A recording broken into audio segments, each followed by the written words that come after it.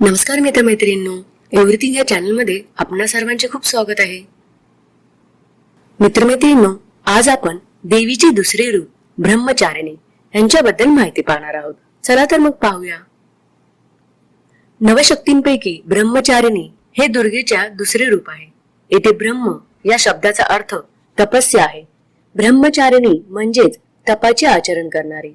नवरात्राच्या दुसऱ्या दिवशी या मातेची पूजा केली जाते. या दिवशी साधकाचे मन स्वाधिष्ठान चक्रात स्थिर होते. या चक्रात मन स्थिर करणाऱ्याला तिची कृपा आणि भक्ती प्राप्त होते. या देवीचे रूप अतिशय देखणे आणि भव्य आहे. तिच्या उजव्या हातात जपमाळा आणि डाव्या हातात कमंडळ असतो. तिने पूर्वजन्मात हिमालयाची कन्या म्हणून जन्म घेतला. त्यावेळी नारद मुनीने तिला भगवान शंकर पती म्हणून मिळावा यासाठी कठोर तपस्या करण्यास सांगितली होती. या तपस्येमुळे या देवीला तपश्चारिणी किंवा ब्रह्मचारिणी असे देखील म्हणतात. 1000 वर्षापर्यंत तिने फळे खाऊन तपश्चर्या केली.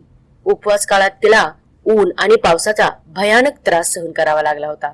या तपश्चर्येनंतर 3000 वर्षापर्यंत केवळ जमिनीवर पडलेली बेलपत्रे खाऊन दिवस काढले. त्यानंतर सुकलेले बेलपत्र खायचे सोडून दिल्यामुळे तिला अपर्णा हे नाव देखील पडले. अनेक वर्ष कठोर तपश्चर्या केल्यामुळे तिचे शरीर क्षीण झाले होते. तिची ही अवस्था पाहून तिची आई मेना खूप दुःखी झाली होती. तिने तिला या कठीण तपश्चर्यापासून मुक्त करण्यासाठी उमा अंग नको ग नको अशी हाक दिली. तेव्हापासून देवी ब्रह्मचार्यांच्या पूर्वजन्माचे उमा हे नाव पडले. तिची ही तपस्या पाहून त्रिलोकात हाहाकार उडला. सर्व देवदेवता तिच्या तपश्चर्येशी प्रशंसा करू लागले. शेवटी ब्रह्मदेवाने तिला आकाशवाणीद्वारे संबोधित करून सांगितले की, हे देवी, आजपर्यंत इतकी कठोर तपश्चर्या कुणीही केली नाही. तुझ्या तपस्येची सगळीकडे प्रशंसा होत आहे. तुझी मनोकामना लवकरच पूर्ण होईल. भगवान शंकर तुला पती रूपात प्राप्त होतील. आता तू तपस्या सोडून लवकर घरी जा. लवकरच तुझे पती तुला घ्यायला येतील, असा वर त्यांनी दिला.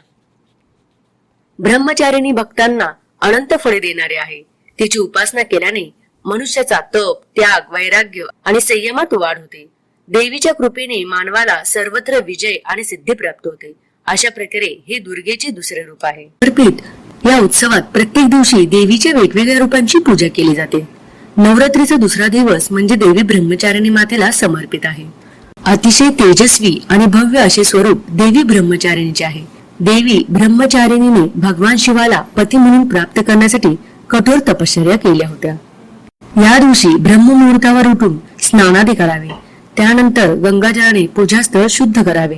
ब्रह्मचारिणी मातेची पूजा करण्यापूर्वी कलश देवता आणि श्री गणेशाची विधिवत पूजा करावी. गणपतीला फुले, अक्षदा, रुळी, चंदन अर्पण करावे.